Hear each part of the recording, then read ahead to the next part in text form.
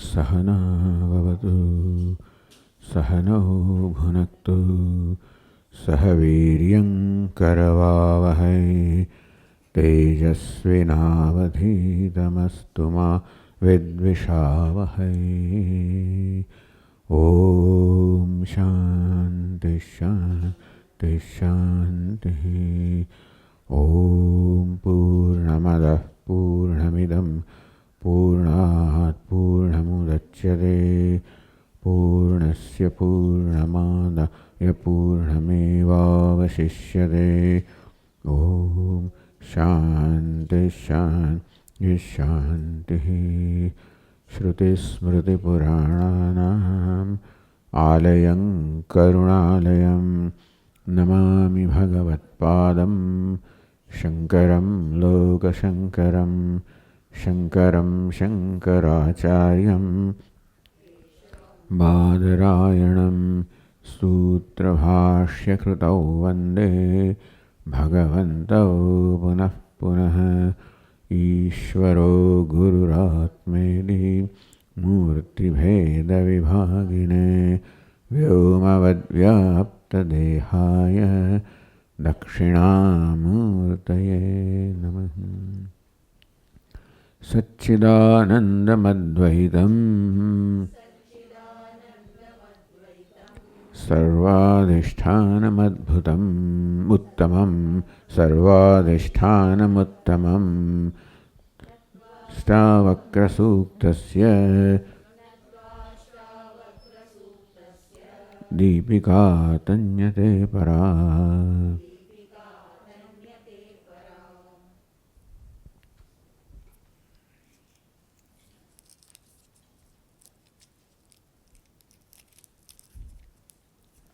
नैव प्रार्थयते लाभं न लाभे नानुशोचति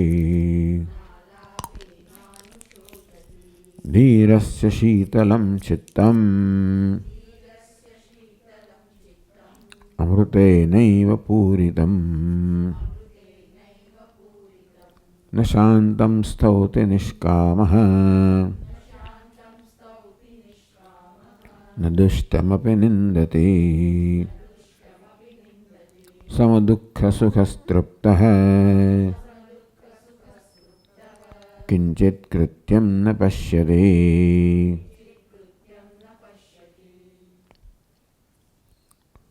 नैव प्रार्थयते लाभं न अलाभेन अनुशोचति। જેના મનમાંથી લાભ માટેની પ્રાર્થના જન્મતી નથી. ન પ્રાર્થયતે જે પ્રાર્થના કરતો નથી પણ પહેલાં પ્રાર્થના થયા કરે પ્રાર્થના માટેની જરૂરિયાત મનમાં જન્મે ત્યારે કંઈક ઉણપ હોય અધૂરપ હોય જરૂરિયાત હોય અસંતોષ હોય મુખ્યત્વે પોતાના વિશે પોતાનું સ્વીકાર ન હોય પોતાનો પૂર્ણ સ્વીકાર ન હોય કારણ કે પોતાની દૃષ્ટિમાં પોતે ઊણો છે અધૂરો છે પરિચ્છિન્ન છે એવી પોતાની દૃષ્ટિ હોય તો પોતાનો સ્વીકાર ન હોય કારણ કે હું પૂર્ણ હોવો જોઈએ અપરિચ્છિન્ન હોવો જોઈએ એ પ્રકારની અપેક્ષા મારી પાસે અપેક્ષા છે. અમે અપેક્ષા લઈને આપણે જન્મ્યા છીએ કોની પાસેથી પોતાની જ પાસેથી. કેવી અપેક્ષા મારામાં કોઈ ઉણપ ન હોવી જોઈએ હું સર્વ રીતે પૂર્ણ હોવો જોઈએ પરફેક્ટ હોવો જોઈએ અંગ્રેજીમાં કહીએ તો. એ જે વ્યાખ્યા પૂછો તો કદાચ જવાબ આપી શકે નહીં એ પ્રશ્ન છે. પરફેક્ટ એટલે શું ભાઈ પૂર્ણ એટલે શું સર્વગુણ સંપન્ન એટલે શું 6 ફૂટ 3 ઇંચ હોવો જોઈએ તારી ચામડીનો આવો વર્ણ હોવો જોઈએ તારી ભાષા આવી હોવી જોઈએ તારો પ્રભાવ હોવો જોઈએ તારી કીર્તિ આમાં હોવી જોઈએ તારી ખ્યાતિ આવે શું હવે કદાચ ઉત્તર આપે દરેક વખતે ઉત્તર જુદો જુદો હોય. આમ જે વસ્તુને પોતાની અપૂર્ણતાનું અધૂરપનું ઉણપનું કારણ માને એ વસ્તુની ઈચ્છા થઈ જાય. આમ જ્યારે જ્ઞાન છે પોતાનું વાસ્તવિક જ્ઞાન છે પોતાની પૂર્ણતા પ્રગટ થઈ રહી છે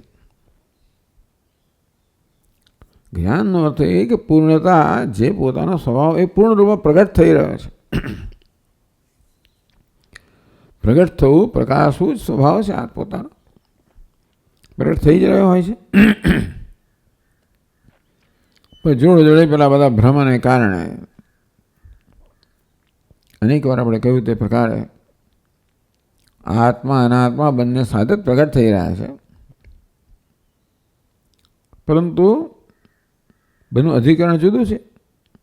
એક દ્રષ્ટા છે, બે દૃશ્ય છે. એક પ્રકારનો વિવેક ન કરવાના મૂળભૂત અવિવેક, દૃક દૃશ્યના અવિવેકને કારણે બંનેને ક્યાંક જોડી દેવામાં આવે છે ને અધ્યાસ કહેવામાં આવ્યો. અવિવેક એટલે આ પ્રકારે સમજાયું, જેથી અનાત્માના ગુણોના આત્મા પર અધ્યાસ થયો અને તેથી એટલા જ માટે એશ સર્વેષુ ભૂતેષુ ગૂઢોત્માન પ્રકાશતે. પ્રાણી માત્રમાં ગૂઢ અર્થાત છુપાઈને, જાણે કે છુપાયેલો આત્મા પ્રકાશતો નથી. એટલે પોતાના મૂળ વાસ્તવિક પ્રકાશતો નથી, તેને ઓળખાતો નથી એમ કહેવું જોઈએ. ખરેખર તો આત્મા પ્રકાશતો ન હોય તો ના કહેવાય. પરંતુ માણસ પોતાના મૂળ સ્વરૂપને ઓળખી શકતો નથી, કારણ કે એમાં આ બીજી વસ્તુઓ ભળેલી છે. એને બીજામાં અહમ ભાવ છે ભળેલી. એટલે અનાત્મા પ્રકાશનો વાંધો નથી, એમાં આત્મભાવ રહેલો છે. દૃશ્યતે તો અગ્ર્યા બુદ્ધ્યા સૂક્ષ્મયા સૂક્ષ્મદર્શિભિ. સૂક્ષ્મ દૃષ્ટિ હોય જે આ પ્રકારે જુએ કે આમાં આ અનાત્મા અંશ છે, એવું પારખવાની સૂક્ષ્મતા. અગ્રયા એકાગ્રતા હોય કે અનાત્મામાંથી પોતાનું ધ્યાન હટાવીને આત્મા પર જ એકાગ્ર થયેલું હોય. શાસ્ત્રનું શ્રવણ તો ખરું જ. દૃશ્ય દે તો પોતે પોતાના વાસ્તવિક સ્વરૂપને ઓળખી શકે છે. પ્રકાશી જ રહ્યું છે. પૂર્ણ થયા આત્મા પ્રકાશી રહ્યો છે. એટલા માટે આસક્તિ વગર કહેવામાં આવ્યું, કારણ કે આસક્તિ કહો, તાદાત્મ્ય કહો, અભિમાન કહો. અભિમાન જેટલું તીવ્ર વધારે હોય એટલી તીવ્ર એ તરફ દ્રષ્ટિ હોય. એમાં આત્મભાવ એટલો તીવ્ર હોય. એ વિવેક વૈરાગ્ય આ પ્રકારે કહેવામાં આવ્યું. કેવી રીતે આપણી દ્રષ્ટિ જે અનાત્મામાં દૃઢ આત્મવાદ ધરાવે ધીમે ધીમે કેવી રીતે ક્ષીણ થતું જાય. આમ જ્ઞાન માટેની પૂર્વ તૈયારીમાં અનાત્મામાં આત્માઓને ક્ષીણ કરવો, એટલે કે જે સ્વભાવ થઈ ગયો છે અનાત્માને આત્મા માની લેવાનો, ધીમે ધીમે ધીમે સ્વભાવમાં પરિવર્તન લાવવું. એનું કારણ કહેવાનું આસક્તિ કહેવામાં આવી, તાદાત્મ્ય કહેવામાં આવ્યું, અવિવેક કહેવામાં આવ્યો. સદધ્યાન દોરવામાં આવે એ કેવું આવ્યું તાદાત્મ્ય, અભિમાન, એ અવિવેક કેવું દુઃખ જન્માવનારો છે. મને એમાંથી અભિમાનમાંથી મુક્ત થવાની ત્યારે જ ઉત્સાહ જન્મે, પ્રેરણા જન્મે. જ્યારે જોયું કે અભિમાન દુઃખી કરી રહ્યું છે. દોષ દૃષ્ટિયા મુહુર્મુહુ, વારંવાર દોષ દૃષ્ટિ એટલે દોષ છે એમ દૃષ્ટિ કરવામાં આવે. આ પ્રકારે શમ દમ ઉપરમ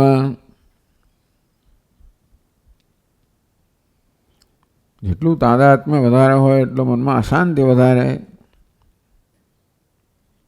જેટલું અનાત્માને મહત્વ આપવામાં આવે એટલી અશાંતિ વધારે. એટલું પોતાનો આત્મસંયમ ઓછો. એટલે મનની શાંતિને, આત્મસંયમને મહત્વ આપવામાં આવે. મનની શાંતિ એટલે સૂક્ષ્મતા, આત્મસંયમ એટલે એકાગ્રતા વધતી જાય. આપોઆપ જ પોતાને આત્મા તો પ્રકાશી જ રહ્યો છે,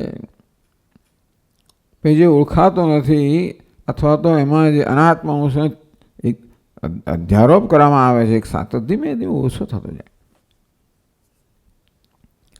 આમ જેમ સમાધિ ષટ્ક સંપત્તિ પ્રાપ્ત થતી જાય તેમ તેમ આત્મા વિશેનો પોતાના વિશેનો અભિપ્રાય બદલાતો જ જાય. તો એ વસ્તુ પ્રાપ્ત થઈ એમ કહેવાય. ધીમે ધીમે ધીમે હું મારી સાથે સ્વસ્થતા પ્રાપ્ત કરતો જાઉં. આંતરિક સ્વીકાર, આંતરિક સ્વસ્થતા, આંતરિક શાંતિ, આત્મિક પ્રસન્નતા, આંતરિક being comfortable with myself, હું મારી સાથે સ્વસ્થ છું. એની પરાકાષ્ઠા સંપૂર્ણ સ્વસ્થતા. તો જેમ જેમ આત્મ સ્વસ્થતા વધતી જાય તેમ તેમ પ્રાર્થના ઘટતી જાય. દેવ પ્રાર્થના કિંચિત કંઈ પણ પ્રાર્થના જન્મ એની પરાકાષ્ઠા છે. પ્રાર્થના લાભમ ય લાભા ના પરો લાભ. જે લાભથી ચડ્યા તો કોઈ લાભ નથી. અર્થાત કોઈ પ્રકારના લાભની આવશ્યકતામાંથી મુક્તિ. અલાભ, કારણ કે આ લાભ અલાભ બંને જે છે માત્ર અનાત્માના સ્તરે રહેલા છે, આત્માના સ્તરે નહીં. અનાત્માના સ્તરે રહેલા લાભને પોતાનો લાભ માનવામાં આવતો હતો અને અનાત્માના સ્તરના અલાભને પોતાનો અલાભ માનવો આ વિવેક પ્રશ્ન હતો. લાભ અલાભ નહીં. આપણને અત્યારે લાભ અલાભ કોઈ પ્રશ્ન નથી. કશાક સંજોગોમાં આત્માને લાભ થયો, મને લાભ થયો, મને અલાભ થયો, આ મને સુખી દુઃખી કરનારી વસ્તુ છે. સ્પષ્ટ છે. જેમ જેમ હું મારામાં નિષ્ઠ થતો જાઉં તેમાં સ્પષ્ટ થતું અનાત્માનું સ્તર સ્પષ્ટતા આ કયા સ્તરે થઈ રહ્યું છે? અનાત્માના સ્તરે છે. અને માટે પ્રત્યે ઉદાસીનતા છે, અથવા એમ કહેવાય કે પ્રસન્નતા છે, સ્વીકાર છે. અનાત્માનો સ્વીકાર કરવાનો અત્યારે ઘણી શરતો છે. આમ થાય તો જ અનાત્માનો એટલે આત્માનો સ્વીકાર થાય. આત્માના સ્વીકારને અનાત્માના સ્વીકાર સાથે જોડવામાં આવતો હોવાને કારણે ઘણી શરતો છે. અનાત્માની આ પ્રકારની વ્યવસ્થા હોય તો એને સ્વીકાર્ય કહેવાય, કારણ કે હું ત્યારે સ્વીકાર્ય બનું છું.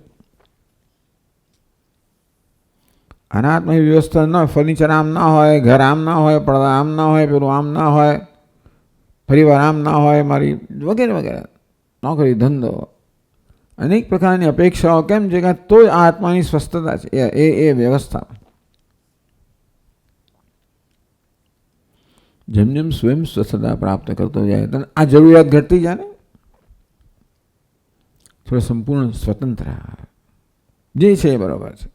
કોઈ પ્રકારની અપેક્ષા નથી કે એમણે મને સુખી બનાવવું જોઈએ. આ દુનિયા આવી છે, દુનિયા મારા દેહ મન બુદ્ધિનો આવી સમાવેશ થઈ જાય તો હું સ્વસ્થ છું. એવી મારી જે સરળ અપેક્ષાઓ છે, છેવટે દુનિયા જે છે તો હું સ્વસ્થ છું. હું દુનિયાને સ્વસ્થતા પ્રદાન કરવાનો છું, દુનિયા મને નહીં. હા, સ્વામી મહારાજ કે the world is because I am, not the other way around. અત્યારે સમીકરણ શું છે? દુનિયા છે માટે હું છું, દુનિયા સ્વસ્થ છે માટે હું સ્વસ્થ છું. એ સમીકરણ બદલાઈ જાય ધીમે ધીમે. નહીં પ્રાર્થય તે લાભમ ના લાભે નાન શોચતી. આ લાભ અલાભ બંને વાસ્તવમાં ઉપાધિના સ્તરની જ વ્યવસ્થાઓ છે. પછી જો કે લાભ અલાભ નામની વસ્તુ જ નથી. કેમ નથી? કારણ કે કશીક વસ્તુનો લાભને પોતાનો લાભ અલાભ બંને આત્માના સ્તરે જ છે. મારે માટે કોઈ પ્રકારની ઘટનાથી મને એમ લાગે કે હું હતો એના કરતાં વધારે સમૃદ્ધ થયો એને લાભ કહું. કશીક બીજી ઘટનાથી હું એવું અર્થઘટન કરું કે હું આવી રીતે હતો એના કરતાં દરિદ્ર હતો એના લાભ કહું. અર્થાત લાભ અલાભ જે મહત્વના છે આત્માના જ મહત્વના છે.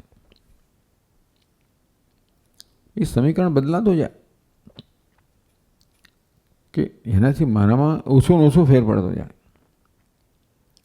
દુનિયા કેવી છે, વ્યવસ્થા કેવી છે, એનો પ્રભાવ અમારો ઓછો ને ઓછો પડતો. એક સમય એવો આવે કે ભાઈ જે છે તે બરાબર, હું તો પૂર્ણ જ છું. અસારું સમીકરણ બદલાતું જાય. અનાત્માની, વ્યવહારની, ઉપાધિની, જગતની, વિષયોની આ પ્રકારની વ્યવસ્થા એટલે સ્વસ્થતા, આત્મસ્વીકાર, આત્મલાભ. અને જુદી વ્યવસ્થા, ઉલટી વ્યવસ્થા, આત્મસ્વીકાર, અલાભ. અત્યારનું મારું આ સમીકરણ અંદર આ પ્રકારે ગોઠવાયેલું જ છે જન્મથી જ. એ બદલાતું જાય. ધીરસ્ય શીતલમ ચિત્તમ. લાભની મને લાભ થયો એથી પણ ચિત્તમાં ઉછાળો આવે, હર્ષનો. મને ગેરલાભ થયો ચિત્તમાં વળી પાછો ઉછાળો આવે કે જે શોકનો.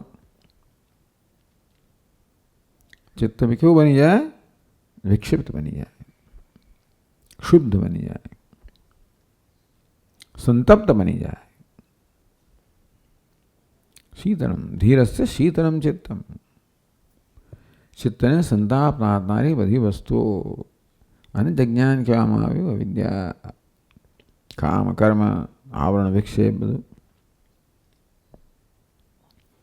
ધીરસ્ય શીતળમ ચિત્તમ. જેમ જેમ આ સમીકરણ આત્મા અનાત્માની એકતાનું સમીકરણ જેમ જેમ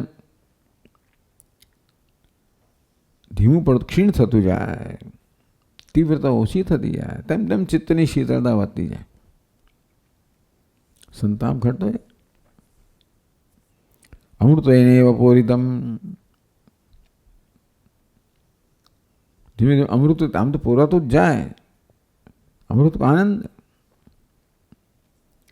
એટલે કે એવું નથી કે કઈ વસ્તુ આત્માની અભિવ્યક્તિને અવરોધ લાવનારો એક અવિવેક જ છે, બાકી કશું નથી.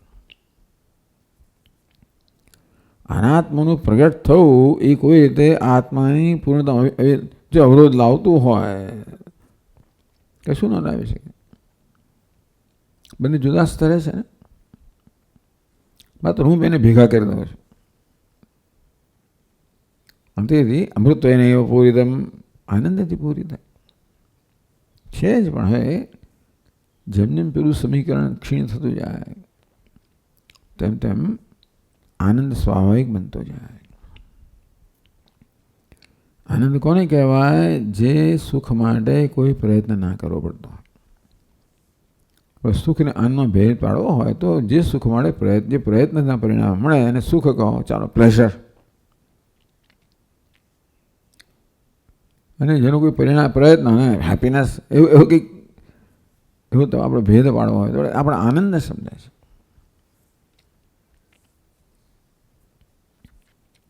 અમૃત એની પૂરિતમ.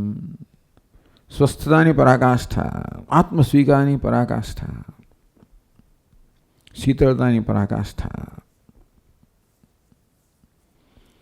આ સંભવિત છે, આ ધ્યેય છે. અને આપણે જાણીએ કે ન જાણીએ આ જ આપણે ઈચ્છીએ છીએ. અને વિવેક જેટલે અંશે હું શું ઈચ્છી રહ્યો છું એ સ્પષ્ટ થાય. અને ધીમે ધીમે ચિત્ત સ્પષ્ટ ન થાય કે નિશ્ચય દ્રઢ થતો જાય કે ધીમે ધીમે ધીમે મારી બુદ્ધિમાં કે આ જ ઈચ્છું છું એટલે શું એ પણ સમજાતું જાય.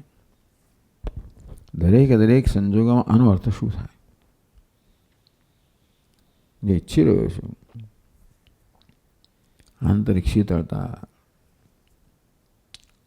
સંતાપમાંથી મુક્તિ, એનો અર્થ શું થાય આ સંજોગોમાં? પ્રત્યેક સંજોગોમાં એનું અર્થઘટન થવું જોઈએ. કેવી મનમાંથી પ્રાર્થના જન્મતી જ હોય છે. જે છે એને ન સમજવાને કારણે સ્વીકાર થતો નથી.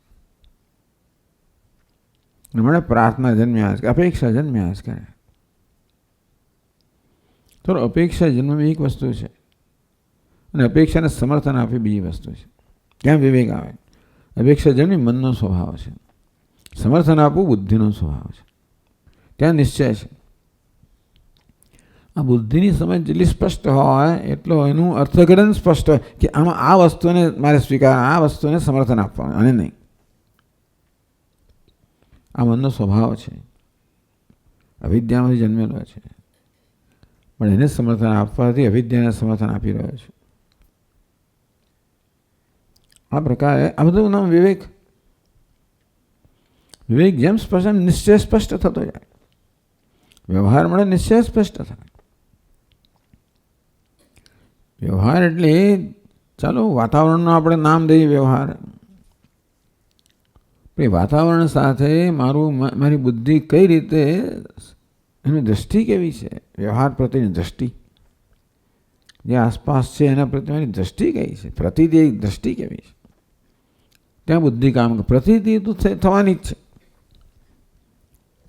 ઇન્દ્રિયો દ્વારા, મન દ્વારા જે છે એની પ્રતીતિ થવાની જ છે.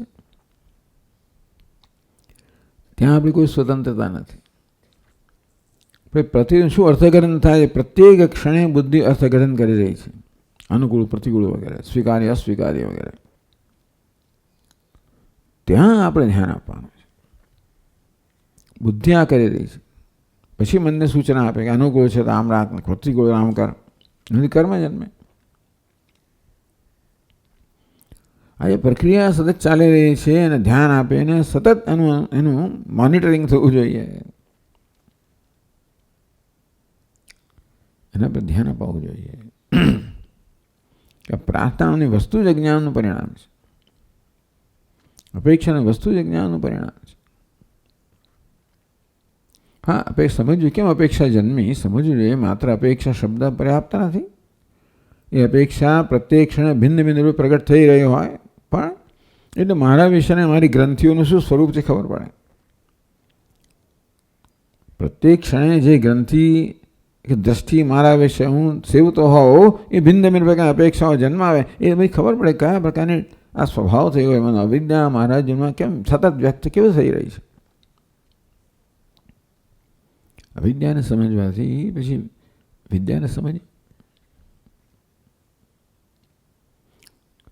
ચાલો, આ તો પોતાના વિશેની વાત છે. એટલે એનો વ્યવહાર પછી કેવો હોય? ન શાંતમ સ્તૌતિ નિષ્કામ, ન નિષ્કામ થઈ ગયો ને, ન પ્રાર્થય તે લાભમ ન પ્રાર્થય તે અલાભમ ન અનુશોચતી. બંને પ્રાર્થના જ પ્રકાર છે.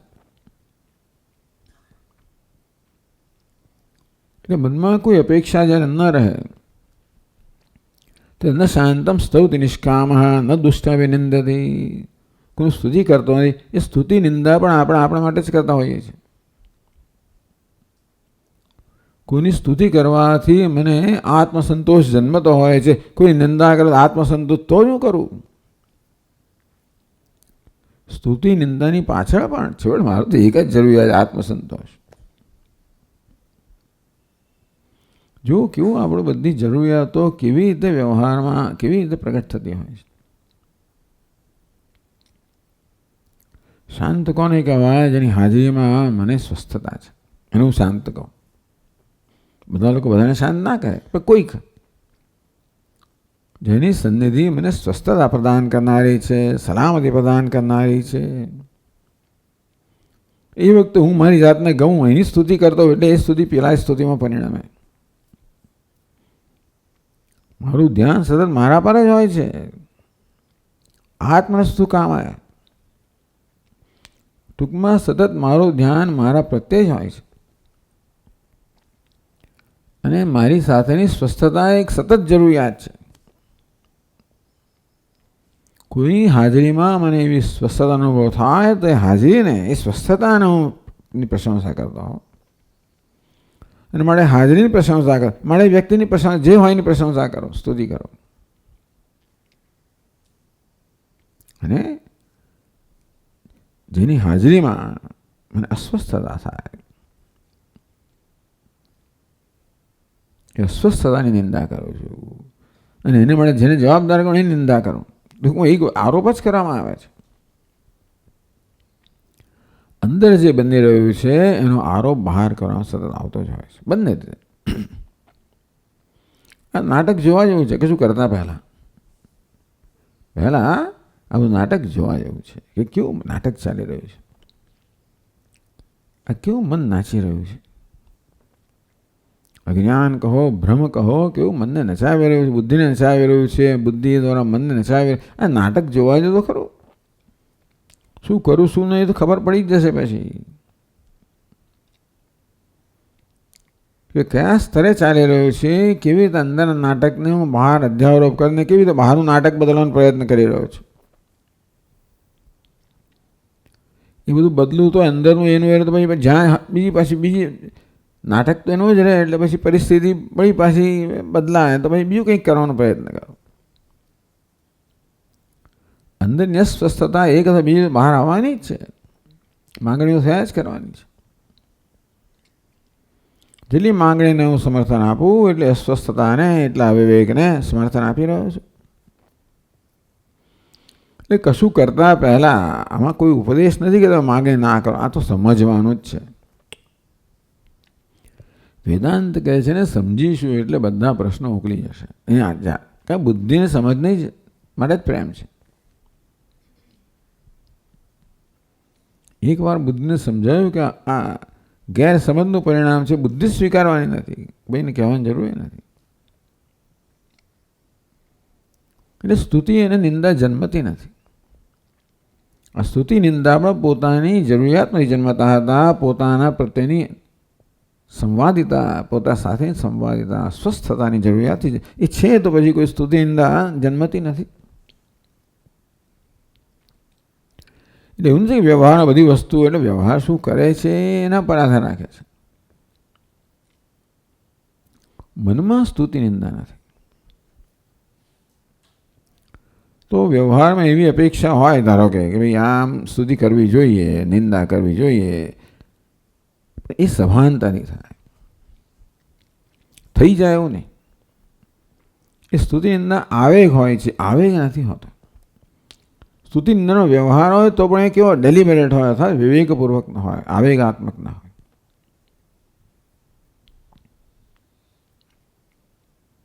ન શાંતમ એટલે મહાપુરુષો કદાચ એવું કહે, પૂછવામાં આવે તો કે બરોબર નથી, બરોબર છે, પણ એ આવેગાત્મક નથી. એ પોતાની જરૂરિયાતનું ઉત્પન્ન થયેલું નથી. મોટે ભાગે આપણે જે વ્યવહાર કરીએ પોતાની જરૂરિયાતમાંથી જન્મેલો હોય છે. એમ થાય તો હું સ્વસ્થ છું, એમ ન થાય તો અસ્વસ્થ છું. ન દુષ્ટાભિનિંદતી સમ દુઃખ સુખા તૃપ્ત તૃપ્ત છે. એટલે કોઈ સુખ પણ જન્માવતો નથી, દુઃખ પણ જન્માવતું નથી. માટે સમ દુઃખ સુખા, સુખ દુઃખમાં સમાન છે. કે સુખ દુઃખ તો આત્માની અવસ્થા છે. આત્માની અવસ્થા સુખ દુઃખ હોય જ નહીં, જેટલે અંશે ન હોય એટલા અંશે સમાનતા છે.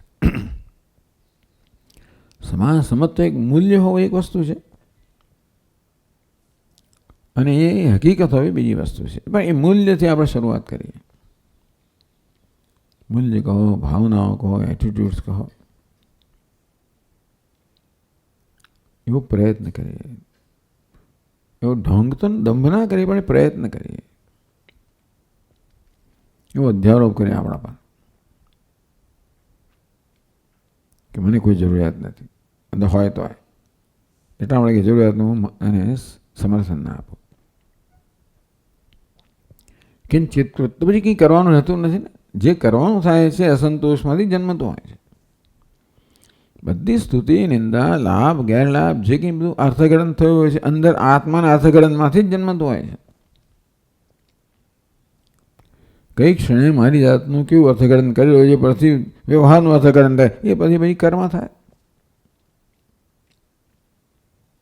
કૃત્યમને પશ્યતી, કોઈ કરવાની જરૂરિયાત જોતો નથી, એટલે કંઈ કરતો નથી. એ તો ચેષ્ટા જુદી વસ્તુ છે.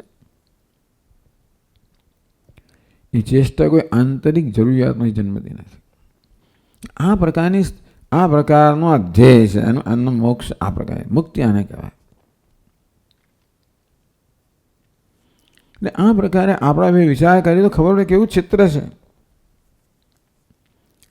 આમ જોવા જઈએ તો એટલું બધું કેવું ઉત્તેજક લાગતું નથી. એ તો કારણ કે ઉત્તેજનનો અર્થ જ જુદો છે. બધી ઉત્તેજનની પાછળ આપણે ઈચ્છી રહ્યા છીએ. ઉત્તેજનાને સુખ કહેવામાં આવતું હોય તો એની આ ઈચ્છી રહ્યા, શું ઈચ્છી રહ્યા છે એ બહુ સ્પષ્ટ થતું જાય. જેમ જેમ તેમ તેમ પછી આપણી વ્યવહારની જરૂરિયાતો સ્પષ્ટ થતી જાય, વૈરાગ્ય આવતો જાય. વૈરાગ્ય માંગણીનો અભાવ. વૈરાગ્ય એટલે અંતર ઉત્પન્ન કરી વસ્તુ છે. વૈરાગ્ય એટલે રાગનો, દ્વેષનો, માંગણીનો, અપેક્ષાનો અભાવ છૂટી જાય. પહેલાં છોડીએ આપણે, જન્મે તો એને સમર્થન ના આપો, પણ છૂટે ક્યારે? જ્યારે આપણને સંતોષનો અનુભવ થતો જાય ત્યારે. કિંચિત કૃત્યમ ન પશ્યતિ, અર્થાત સર્વ કંઈ કશું પણ કરવાની જરૂરિયાતથી મુક્ત થતો જાય છે. તૃપ્ત તૃપ્ત છે એને કશું કરવાની જરૂરિયાત જો દેખા છે જ નહીં. જ્યારે પોતાનામાં કોઈ પરિવર્તનની આવશ્યકતા ના હોય તો ક્યાંય પણ કોઈ આવશ્યકતા નથી. તમે કરો જુદી વાત છે. કોઈક એવું જીવનની અંદર વસ્તુ હોય જેની સાથે તમે એને ધ્યેય તરીકે સ્વીકારીને એ માટે કામ કરતા હોય, એક જુદી વસ્તુ છે.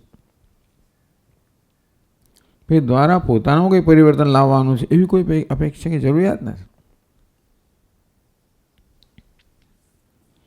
એ જ વર્ણન આગળ ચાલુ રાખે છે. ધીરો ન દ્વેષ્ટિ સંસારમ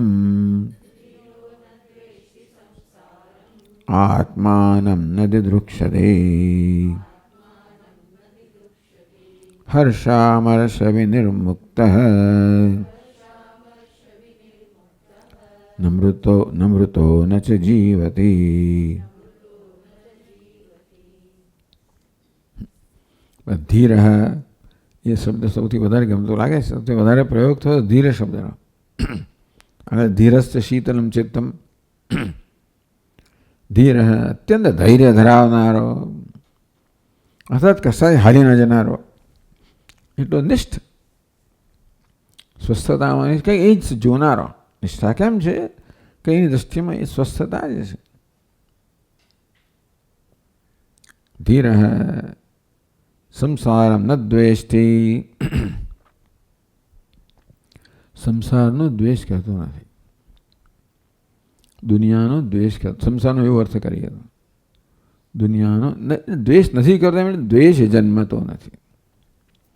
નથી કરવું એ મૂલ્ય છે, ન જન્મવું એ જ્ઞાન છે કે એનું પરિણામ છે.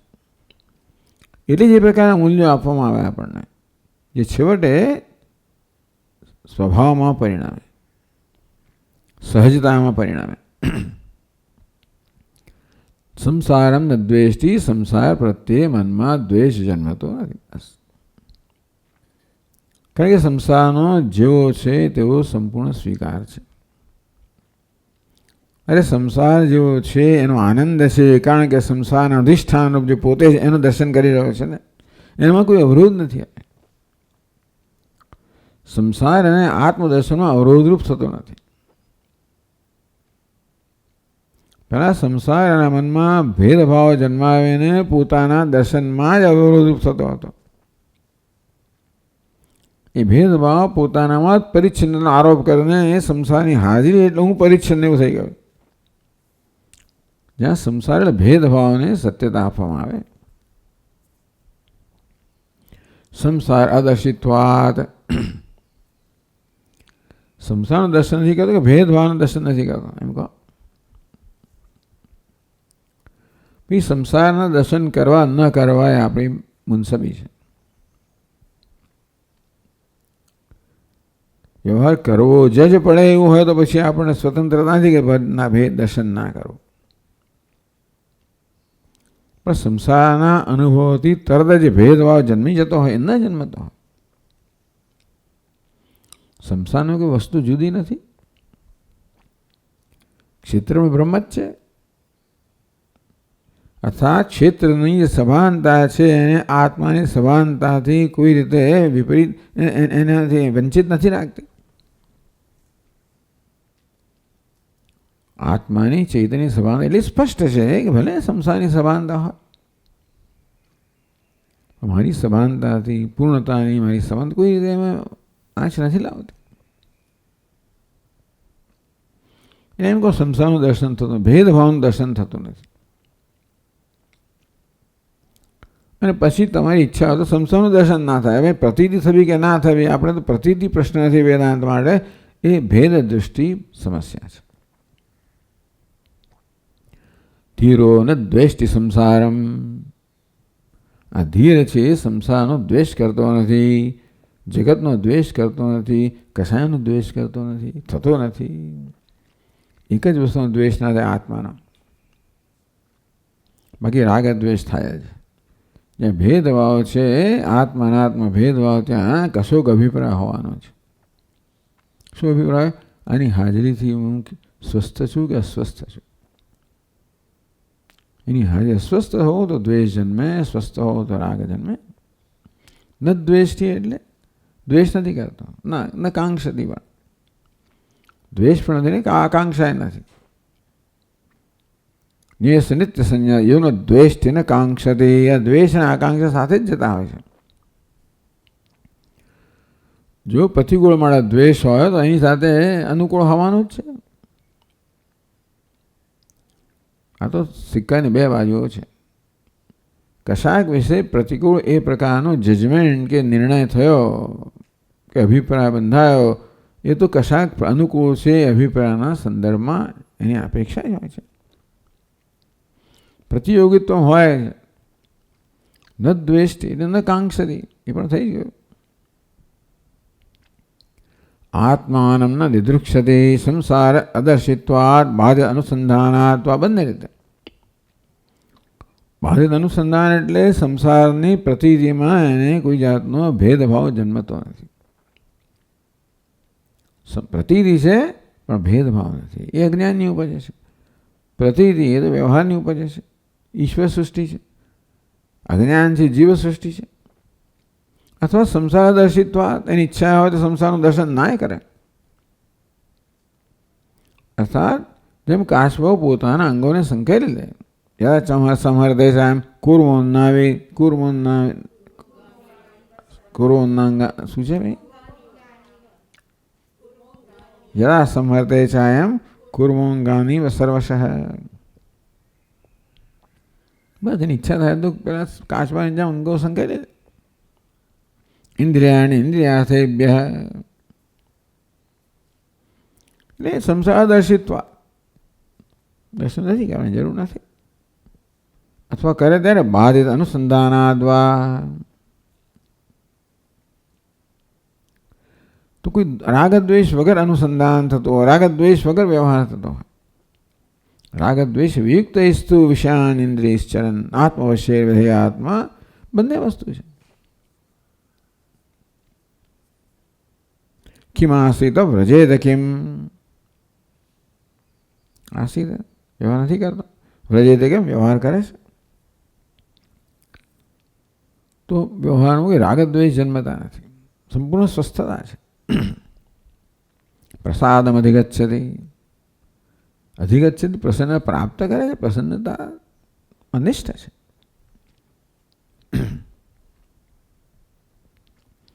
આત્માનમ ન દિદૃક્ષતિ દૃષ્ટમિચ્છતિ, આત્માને જોવાની ઈચ્છા કરતો નથી.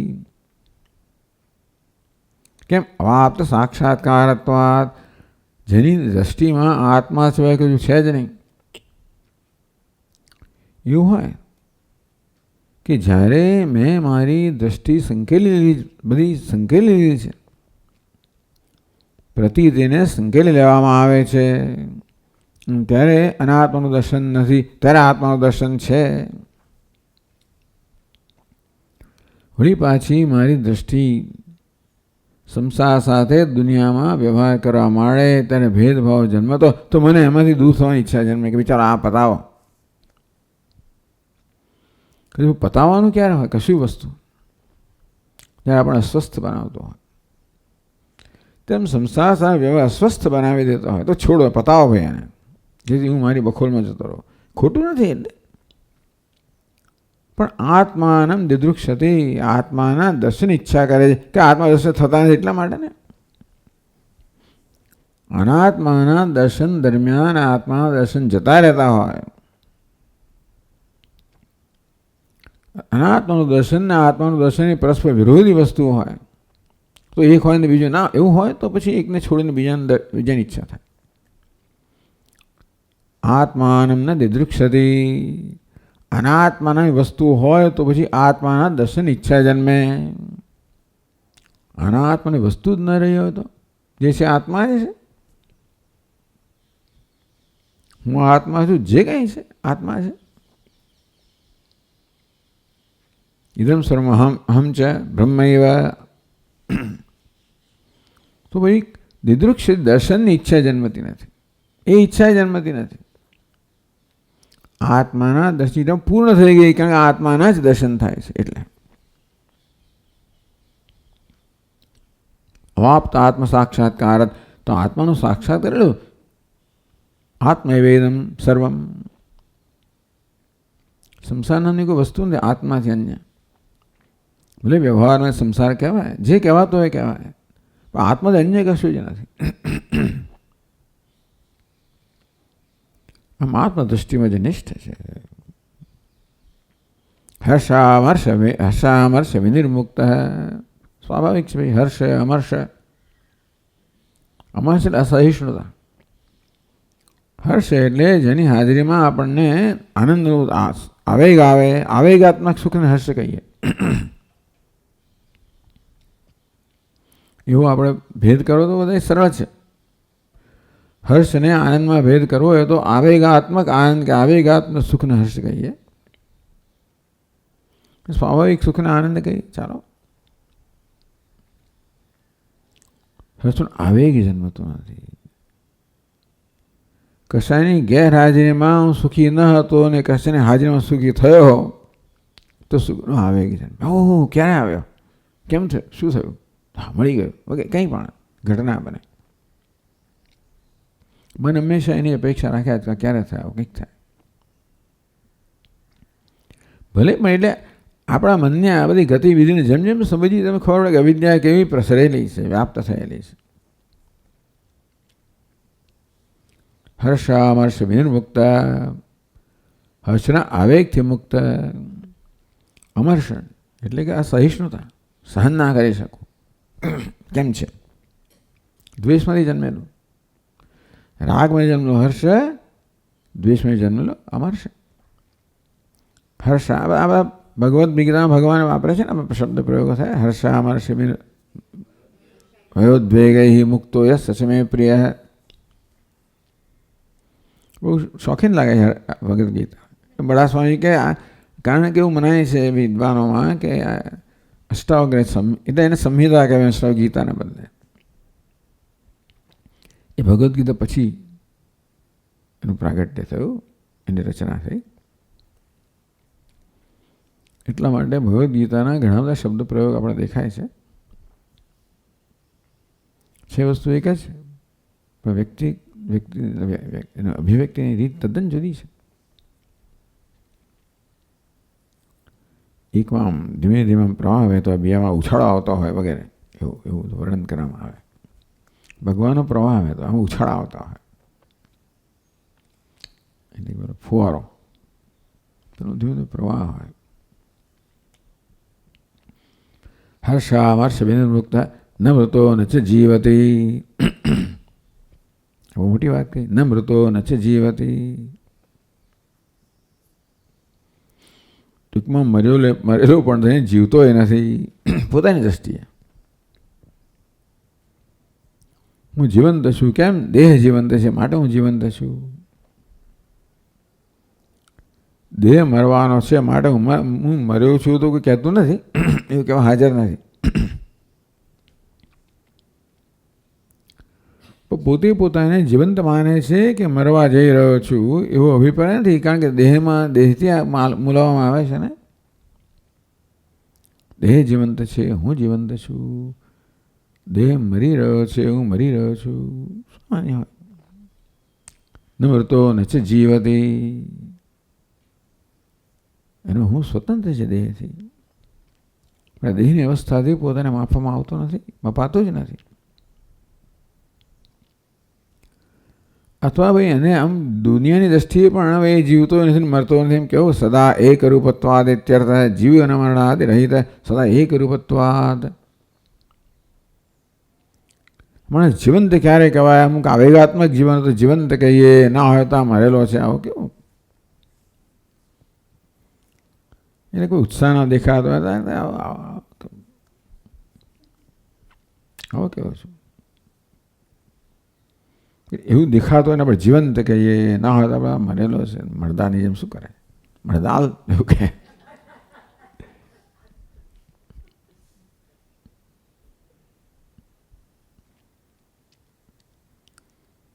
તો એનામાં આવે કે નથી, મરદાલે નથી એવું કહીએ તો જીવતો નથી, મરતો નથી. એટલે જીવે મરે આ જે પ્રકારના આવી જાતના ખ્યાલો, અભિપ્રાયો જેના વિશે એવો અભિપ્રાય એના વિશે જન્મતો નથી એવું કહો. ચાલો, અથવા તો જે કર્મ કરે જીવે કહેવાય, કર્મ ના કરે મરેલો કહેવાય. તો કર્મ થઈ પણ રહ્યું છે પણ મરેલો છે એમ ના કહેવાય. કંઈ ઉપાધિ કર્મ થઈ રહ્યું છે, જીવે છે એમ ના, કર્મ કરતો નથી, પોતાની દ્રષ્ટિએ માટે જીવતો નથી.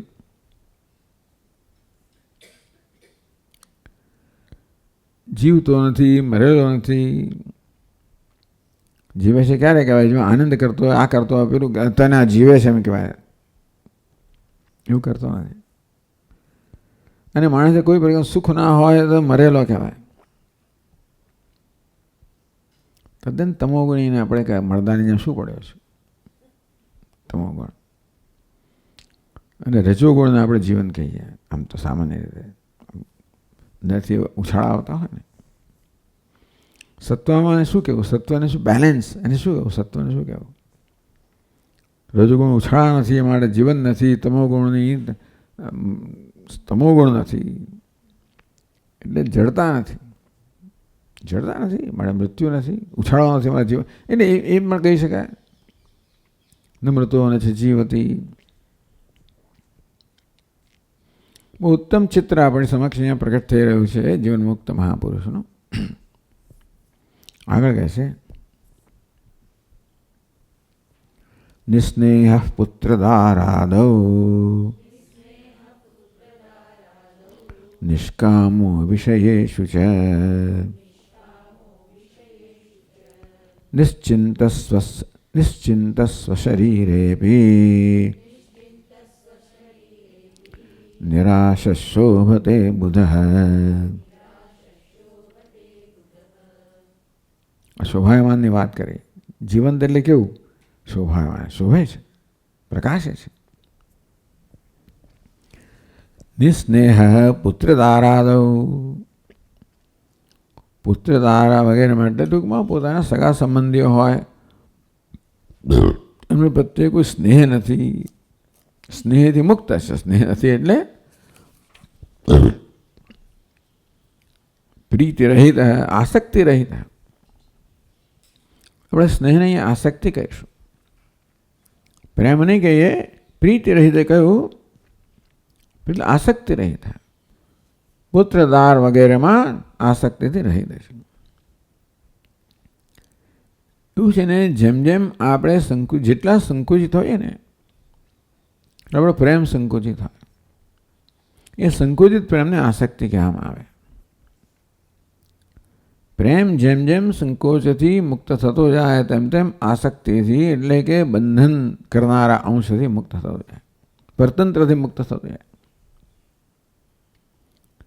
તો પ્રેમમાં જેટલો પરતંત્રતાનો અંશ છે આપણે એને આસક્તિ કહીએ. બંધન કરનાર છે. પરતંત્રતા કહો, બંધન કહો, ન ચાલે કશીક વસ્તુ વગર. દુનિયામાં આ બધાને મહત્વ આપવામાં આવે કથાઓની અંદર વગેરે, વાર્તા, ફિલ્મ વગેરેમાં. ચાલો, પણ મૂળ તો વેદાંત કે એવી પ્રેમ સાથે કોઈ મુશ્કેલી નથી. પણ એ પ્રેમ જ્યારે એક જગ્યાએ કેન્દ્રિત થાય એટલે બીજે નથી એવું થઈ જાય ને. એક જગ્યાનો પ્રેમ જ્યારે બીજી જગ્યાએ દ્વેષ જન્માતો એને આપણે આસક્તિ કહીએ. પ્રતિયોગિત્વમાં હોય. એટલે પુત્ર દ્વારા જ્યારે સ્નેહ હોય ત્યારે બીજે દ્વેષ હોવાનો જ, કારણ પછી હંમેશા ચિંતા રહ્યા કરે મારો દીકરો ક્યારે આવ્યો નહીં, પાછો આવ્યો કે નહીં, રોજ કરે કેમ વધારે વાત થઈ ગઈ, 5 મિનિટ વધારે થઈ, ફલાણો થયું, ચિંતા થાય. એક જગ્યાએ આસક્તિ છે, બીજી દ્વેષ જન્માવે, ચિંતા જન્માવે, ભય જન્માવે. એટલે હું ન હોવું જેમ નથી કહેતો, એટલે તમે એટલે આ તો બેફિકર હોવું નથી કહેતા આપણે. કશી કઈ જતું કોઈ લાગણી જ ના હોય એક વસ્તુ છે,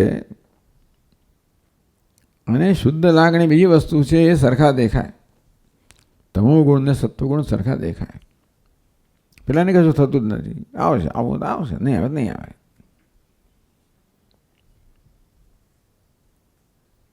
એ બેફિકરાય નથી. પરંતુ આપણને તકલીફ આપણા માટે જ હોય છે. કશી વસ્તુની હાજરીથી મને સ્વસ્થતા છે, કશાની ગેર મને, એટલે એની તકલીફ મને મારી સાથેની છે. આપણે એનું અભિવ્યક્તિ અન્ય સાથે થાય જુદી વાત છે. બંને પ્રત્યેની તીવ્ર માંગણી શેને કારણે છે? મારી માંગણી સંતોષાય તો જ હું સ્વસ્થ છું, નહીં તો નથી. જેમ આંતરિક અસ્વસ્થતા વધુ, તેમ આપણી માંગણી વધુ તીવ્ર, એમ આપણે આસક્તિ વધુ, એટલે પરતંત્રતા વધુ, ચીટકી રહેવાનો વધુ સ્નેહ બધામાં છે. આ તો પણ આ જ્યારે જોવાનું છે, સમજવાનું છે. એની કે આપણે તોડીને ફેંકી શકવાના નથી. ધીમે ધીમે મુક્ત થવાનું છે. જાણીને કે આપણે ધીમે ધીમે આત્મા પ્રત્યે આસક્તિ વધારવાની છે. જેમ આત્માનું સુખ પ્રગટ થતું જાય તેમ તેમ એમાં આસક્તિ, જે સુખનું સાધન આપણે આસક્તિ હોય સ્વાભાવિક છે.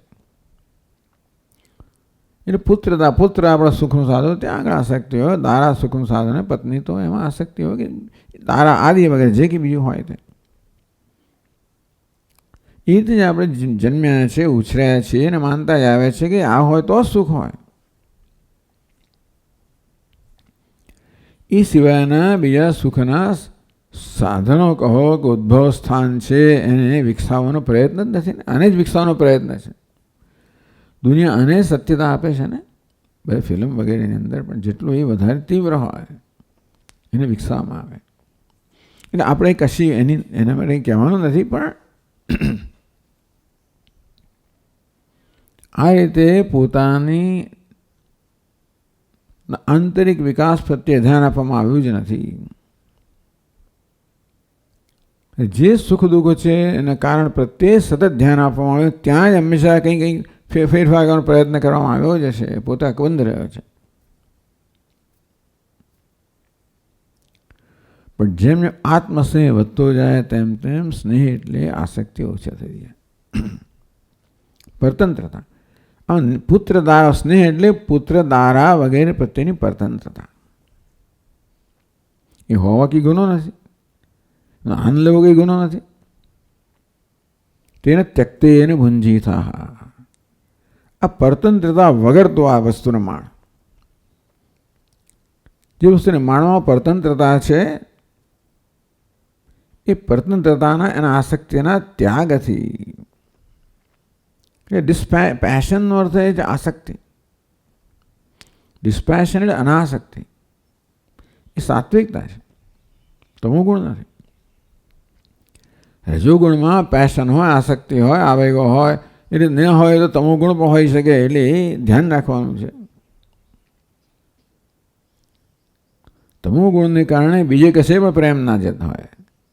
સત્વગુણમાં પોતાના માટે પ્રેમ છે, માટે પેલામાંથી મુક્તિ છે. સત્વગુણ મુક્તિ છે, તમો ગુણમાં તો ઇનસેન્સિટિવિટી છે, સંવેદનશીલતાનો અભાવ છે. નિસ્નેહ પુત્ર દારાદવ, જેમને સ્નેહના ભાજન સ્નેહના ખરેખર તો અધિકારી કહેવામાં આવે, એમના પ્રત્યે સ્નેહથી મુક્ત છે. એનું કોઈ પ્રેમ જ નથી એમ નહીં. પ્રેમ છે જ, અને પ્રેમ જ છે. એ પ્રેમ પહેલાં પ્રદૂષિત થયેલો હતો. કેમ? પોતાનામાં એટલી બધી ઉણપ હતી કે તેથી ત્યાં એટલું બધું આગળ આસક્તિ એટલી બધી, પરતંત્રતા એટલી બધી હતી કે વસ્તુ વધારે મહત્વની બની ગઈ. મારા કરતાં વધારે મહત્વને મારે પકડી જ રાખવું પડે, છોડું નહીં.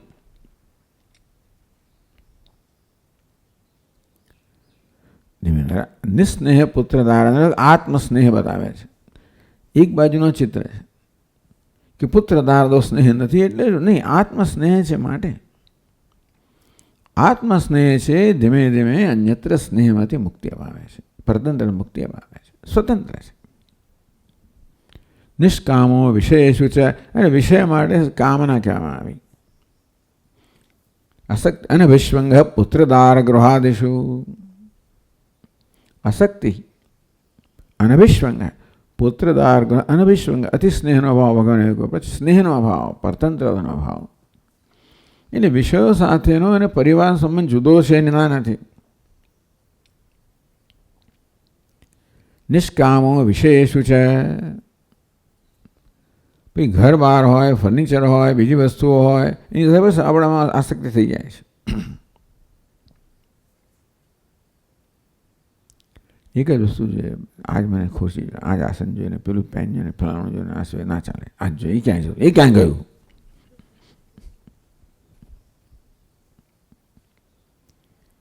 વિશેષ નિષ્કામ. એનો અર્થ નહીં કશી વસ્તુ દરકાર ના કરે, એવું નહીં, પણ એને એનાથી એ હોય તો જ હું સ્વસ્થ છું, નહીં તો નથી. એવું નહીં. આપણે એનો આદર કરીએ, એને જાળવી જરૂર, પણ એ જાળવવા માટે કરું છું કે મારી સ્વસ્થતા માટે, એ આપણે જરા સમજવું જોઈએ મનમાં. નિષ્કામો વિષયેષુ છે. વિષય પ્રત્યે કામનાનો, અપેક્ષાનો અભાવ, ત્યાં પરતંત્રતાનો જ અભાવ. આ પુત્રદારમાં સ્નેહ છે, આસક્તિ છે, પરતંત્રતા બતાવે છે. વિષયોમાં પણ એ પ્રકારની આસક્તિ કહો, કામના કહો, એ બધા સંબંધમાં પરતંત્રતાનો, સંબંધ ન હોય એમને પરતંત્રતાનો અભાવ. સ્વતંત્રતાને સંબંધનો અભાવ માનવામાં આવે છે. એટલે સંબંધો ત્યાગીને જતા રહે અને એથી કોઈ સંબંધથી દૂર જ રહે. કંઈક સંબંધ આવશે તો વળી પાછા આપણે લપસી પડીશું. લપસી પડીશ તો શું? લપસતો જોતો ખરો કેમ લપસાય છે, તારે મનને જ સમજતો ખરો. એટલે એવું આપણે હોય તો દૂર રહેવું એવું નથી. ઝેરના પારખા કરવાની જરૂર નથી. એ દૂર રહેવું પણ આપણે જો મદદરૂપ થાય તો કરો, પણ એનો ઉકેલ નથી. છેવટે આપણે દૂરી તો અંતરથી કેળવવાની છે ને. રસોપ્યસ્ય પરમ દૃષ્ટવા નિવર્તતે. એ રસ છે ને એ આપણને નજીક લાવતો હોય છે, તો નજીક પ્રતંત્ર બનાવતો હોય છે. રસોપ્યસ પરમ દૃષ્ટવા નિવર્તતે.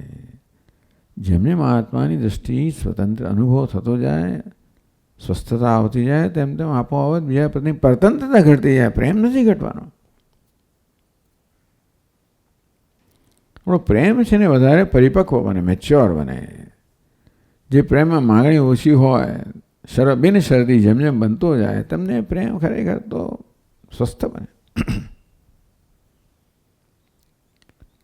કોઈ વસ્તુને માણવા માટે એવું કે શરત મૂકતો નથી. કારણ કે શરત ક્યારે મૂકવું? જ્યારે મારી જાતને ના માણી શકતો ત્યારે બીજા પર શરત મૂકે. આ હોય તો જ મારી જાતને માણે. છેવટે મારી જાતને જ માણવાની છે. એ ન થતો હોય તો હું શરત મૂકો. આ વસ્તુ આમ હોવી જોઈએ, મીઠું ઓછું કેમ, આમ કેમ છે, બસ કકાર, આ બધું જે છે એ બીજા પ્રત્યેની માંગણી. તો આ પ્રકારની માંગણીની આપે નિષ્કામો વિષયેષુ છે. વિષયો પ્રત્યેની માંગણીમાંથી, અપેક્ષામાંથી, જરૂરિયાતમાંથી મુક્ત થતો જાય. વિષયની જરૂરિયાત એક વસ્તુ છે, વિષય કેવો હોવો જોઈએ એ પ્રકારની જરૂરિયાત બીજી વસ્તુ છે.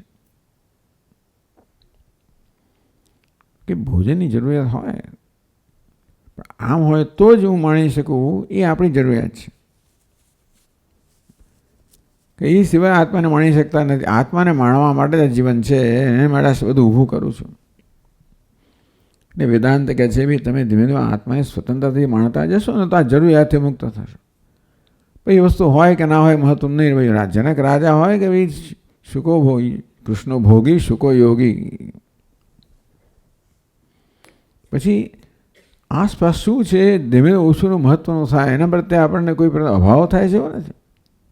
સ્વતંત્રતા, સ્વતંત્રતાનું મૂલ્ય છે. અભાવનું, અંતરનું એ કશાનું મૂલ્ય નથી. એ જરૂરિયાત હોય તો કરીએ એટલી વાત છે. ભાઈ ચાલો અમુક ગુજરાતની પરેજી પાડવાની છે, પાડો. અત્યારે શરીરને રક્ષણની જરૂર છે, પણ એનો અર્થ નહીં કે એ જ એ જ વસ્તુ વ્યવહાર સતત થવો જોઈએ. એમાંથી મુક્ત થવાનું છે. એનામ સ્વસ્થતા. નિષ્કામો એટલે આ સ્વતંત્રતાની અભિવ્યક્તિ છે. પુત્રદારમાં સ્નેહ એટલે પરતંત્રતા, આસક્તિ. તેમ વિષયો પ્રત્યે કામના એ પણ પરતંત્રતા બતાવે છે. નિશ્ચિંત સ્વશરીરે પોતાના શરીર વિશેની ચિંતાથી પણ મુક્ત છે. દેહે પુષ્ટે અહમ પુષ્ટ, દેહે નષ્ટે અહમ નષ્ટ. દેહ સ્વસ્થ તો હું સ્વસ્થ છું, અસ્વસ્થ તો મારી સ્વસ્થતા દેહની સ્વસ્થતા પર આધારિત, તો પછી હંમેશા ચિંતાનો વિષય રહે છે. દેહ ચિંતાનો વિષય રહે, જ્યારે દેહની સ્વસ્થતા એ મારી સ્વસ્થતા છે. કારણ કે મારી સ્વસ્થતા મહત્વની છે. અને દેહ સાથે જ્યારે એનું સમીકરણ થાય ત્યારે દેહની સ્વસ્થતા મહત્વની. એટલે જ પછી આ પુત્રદાર વગેરે કેમ મહત્વ બને છે? એ વસ્તુ મને સ્વસ્થતા પ્રદાન કરે છે એવું મારું માનવું છે. એટલા માટે નિશ્ચિંત સ્વશરીરે નિરાશ શોભતે બુધ. વિશેષો નિષ્કામ ભોગ ઈચ્છા રહિત. એનો વિષયનો સંબંધ ભોગેચ્છાથી રહિત છે. તેને ત્યક્તે એને ભુંજીત, આસક્તિ રહિત છે. આ ભોગનું સાધન છે એ પ્રકારનો એનો સંબંધ નથી. આ જીવિકાનું સાધન છે, બરાબર છે. ભોગનું સાધન એક વસ્તુ છે. વ્યવહારને જાળવવા માટેની જરૂર છે એક વસ્તુ છે, અને સુખ માટે છે બીજી વસ્તુ છે. સ્વશરીરે બી ભોજનાદિ ચિંતા રહિત. તેથી શરીર તો સ્વસ્થ હોય, જો આ પ્રકારની વસ્તુઓ હોય, ન હોય તો ન હોય. આવી ચિંતાનો વિષય જ્યારે હોય. સ્વશરીરે બી નિરાશ, એટલે પોતાના શરીર વિશે પણ આ પ્રકારની ચિંતાઓ નથી. એ કહેવાનો ભાવ એ છે કે શરીરની સ્વસ્થતા કે અસ્વસ્થતા એ આત્માની સ્વસ્થ અસ્વસ્થતાના રૂપમાં પરિણમતા નથી. એવું સમીકરણ નથી. છે અત્યારે તો, પણ ધીમે ધીમે આ બધા સમીકરણથી મુક્ત થવાનું છે. બળજબરીથી નહીં, માત્ર આત્માને પ્રગટ કરવા દ્વારા, ચિત્તને શુદ્ધ કરવા દ્વારા, પોતાના પરિવર્તન લાવવા દ્વારા, પોતાના ચિત્તનું નિર્માણ કરવા દ્વારા. શિલ્પી જેમ સતત પેલી શિલાનું નિર્માણ કરતો હોય, તેમ આપણે સતત આપણા ચિત્તનું વ્યક્તિનું નિર્માણ કરતા જઈએ. કારણ કે અંદરની અંદર સુંદરતા છે, આવી રીતે બહારના સ્તરોથી છવાઈ ગઈ છે, આવૃત થઈ ગઈ છે, ઝંકાઈ ગઈ છે. અંદરના સૌંદર્યને ઢાંકી દેનારા બહારના આવરણો છે, દૂર કરવાના છે. નિષ્કામ શોભતે દીપ્યતે. આમ જેમ કામના છે, સ્નેહનું નામ કામના, વિષયો માટેની કામના, શરીર માટેની ચિંતા, બધી વસ્તુઓ પરતંત્રતા કામના બતાવે છે. પરતંત્ર આત્મા શોભતો નથી. પરતંત્રતા અને સુખ સાથે ના જઈ શકે. એટલે ટૂંકમાં આનંદ શોભે છે, સુખ શોભે છે, સ્વતંત્રતા શોભે છે, ત્યાં વાસ્તવે પ્રેમ શોભે છે. બધી વસ્તુ જકડાયેલી છે. બધું સ્વતંત્રતા છે ને પ્રેમ છે ને આને બધું જકડાયેલું છે. એને આપણે ધીમે ધીમે મુક્ત કરવાના છે. નિસ્નેહ પુત્રદારામાં સ્નેહ છે અને જકડનારો છે. પુત્રદાર જકડનારો નથી. એને બધાને છોડી દો. મીરાબાઈ બધા ભક્તો ગાતા જ હોય છે. हमको तो શું છે, हमने अपनों ने हमने लूटा, हमको अपनों ने लूटा. મૂર્ખ તું શું કે લોકો છે.